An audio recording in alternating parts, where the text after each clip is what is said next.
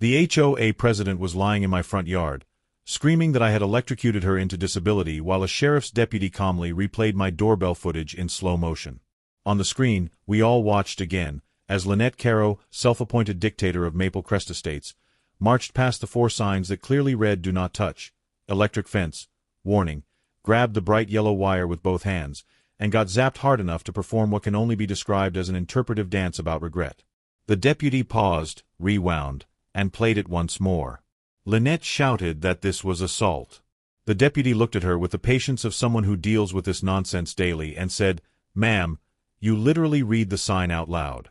Behind us, her HOA board sat on the curb, pale and sweating, staring at the stack of subpoenas I'd just observed. The courthouse ruling still echoed in my head. The defendant, Mr. Dorsey, is fully within his rights.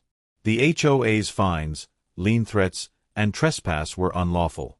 Watching them lose in court had been satisfying. Watching them realize they'd also just blown their HOA insurance coverage, that was priceless. 6 months earlier, I was just a guy who liked peace and working from home. My name is Caleb Dorsey. I bought a modest single-story house in Maple Crest Estates, one of those upscale suburban neighborhoods where every mailbox looks cloned and the grass isn't allowed to express individuality. I'm an IT consultant, quiet, boring, and tragically fond of grilling in the backyard in the same college hoodie I've had for 12 years. My hobbies are not talking to neighbors, not attending meetings, and definitely not reading 86-page HOA rulebooks at 10 p.m. Enter Lynette Caro, HOA president, with the soul of a parking enforcement officer and the haircut of a news anchor who's about to tell you something upsetting about the economy. Our first interaction was when she slid a letter under my door with the enthusiasm of a process server. Notice of violation, unapproved structure in backyard. The structure was my wooden garden shed that had been there when I bought the house. I assumed it was a mistake. I was wrong. It was a warning shot. It escalated fast. First it was the shed. Then a violation for my trash can being visible for 7 minutes on Ring footage she'd clearly recorded from across the street. A noise complaint about my lawn mower at 4 p.m. A written reprimand because my porch light was too bright and disruptive to neighborhood serenity. It's a 40-watt bulb, not a stadium spotlight, Lynette. I tried to be reasonable. I attended one HOA meeting. Just one. Lynette ran it like a tiny congressional hearing. She had a projector with slides titled Community Integrity Enforcement and kept referring to Maple Crest as our brand. When I calmly asked why I was being singled out, she responded, audibly for the entire room, "Some homeowners require more guidance." That's when I noticed the man next to me lean over and whisper, "She's been trying to turn this place into a gated country club for years." Within weeks, the letters turned into threats. $150 for unauthorized vegetable garden perimeter material. I had put a small wire fence around my tomatoes. $300 for disruptive backyard activity, which apparently meant reading on my back patio. A formal notice that the HOA was considering a lien over unpaid, bogus fines. The final straw was the security and aesthetics warning where she wrote, in all caps, "Your backyard fence design does not comply. Remove or expect legal action." The backyard fence design was a basic 4-foot wooden fence, again, installed by the previous owner. I sent a polite email with attached documents showing the fence approval dated 5 years earlier. Her response? "Records can be reviewed and revoked. You are creating a hostile environment." Hostile? Lady, I hadn't even started. The turning point came when I caught her inside my backyard. I was on a Zoom call when my phone pinged with motion detected on the side yard. I clicked the notification, and there she was on camera, in her little HOA polo, unlatching my gate and walking straight in with a clipboard. No notice. No knock. No permission.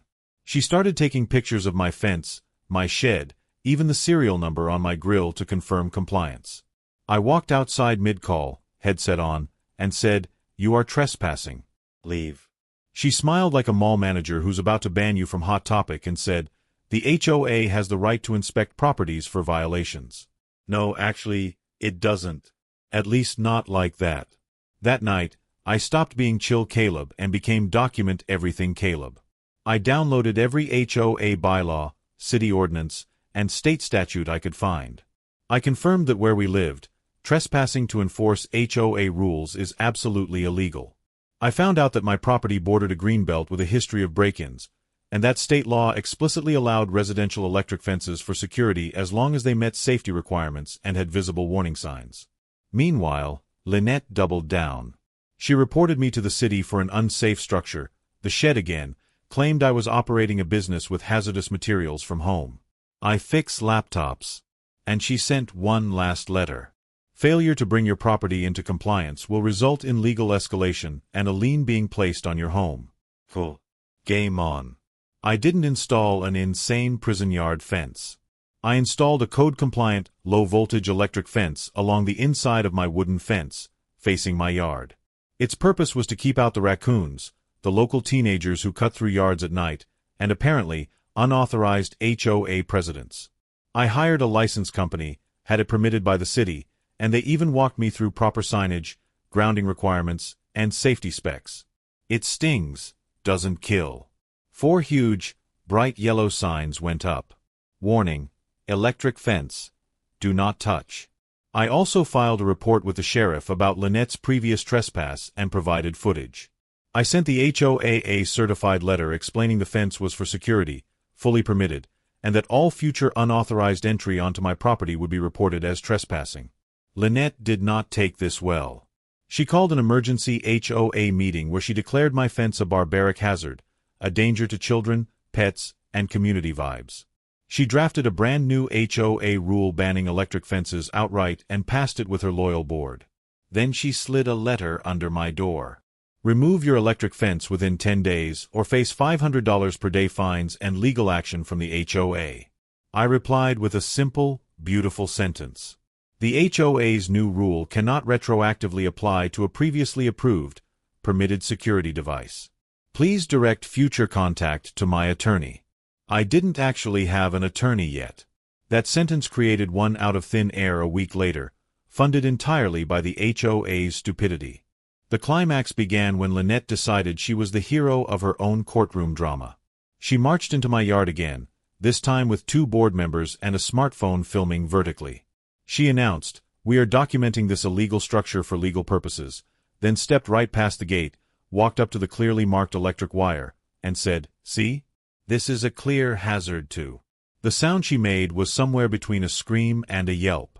She dropped her phone. Did a full spin, one sandal flying. The board members gasped. One of them, a guy named Rick, muttered, "You literally just grabbed it." My doorbell camera caught all of it. So did her phone, which had landed in the grass, still recording the entire disaster in glorious HD. She called the sheriff to report an assault by electric fence. When the deputy arrived, I calmly provided my fence permit, installation documentation, video of her ignoring the signs, the previous trespass footage, and copies of the threatening letters, fake fines, and will put a lien on your home messages. The deputy took everything. A few weeks later, I got the notice. The HOA had actually filed a civil suit against me. Their claims: my fence was illegal. I was endangering the neighborhood. The HOA had the right to forcibly remove it and lien my home for cleanup costs. I turned the entire file over to the real attorney I'd hired by this point, a very calm woman named Angela Cho, who read the paperwork, raised an eyebrow, and said, "Oh, they're idiots. This will be fun." In court, it was a massacre. Angela walked the judge through state law allowing exactly my type of electric fence, with my exact specs. The city permit approving it. The doorbell footage of Lynette trespassing to inspect my property. The footage of her reading the warning sign aloud, and then grabbing the wire anyway. The timeline showing the HOA passed their no electric fences rule after mine was installed. Then she pulled out the nuclear option. Emails from Lynette to the board, obtained during discovery, stating, "We need to make an example of him so others don't think they can defy us. And then, if we hit him with enough fines, he'll either sell or cave." The judge's face did something special at that one. The ruling came down like a hammer. The HOA's lawsuit? Dismissed with prejudice. All fines and violation notices against me? Void. The HOA ordered to pay my attorney's fees. Lynette's unauthorized entries onto my property, officially recognized as trespassing, referred to law enforcement for review. The courtroom was silent except for the sound of HOA board members realizing they'd just set their own money on fire. After court, things unraveled for the HOA at record speed. Their insurance company refused to cover the legal costs, citing intentional misconduct by board leadership. That meant the tens of thousands in attorneys' fees and damages came straight out of the HOA's budget. Cue emergency special assessment. Every homeowner suddenly owed hundreds of dollars to cover Lynette's crusade. An explosive HOA meeting where residents finally saw the emails and footage. 3 board members resigning in one night. Lynette tried to spin herself as the victim of a litigious homeowner and a biased judge. That didn't go over great with the people now paying for her hobby dictatorship. Within a month, she was removed as HOA president in a 42-3 recall vote. A criminal trespass warning was officially issued against her. She is legally barred from stepping on my property. Rumor has it she tried to run for the new board and couldn't even get enough signatures to qualify. The final tally? $37,000 in attorney's fees and court costs, paid directly from the HOA Reserve Fund. Lynette personally received a criminal trespass citation with a $500 fine. And when the vote was read aloud at the emergency meeting, removing her from the presidency she'd held for 6 years, she stood there in front of 45 angry neighbors, mouth opening and closing like a fish, and finally managed to whisper, "This isn't fair." But the gavel came down. The meeting adjourned.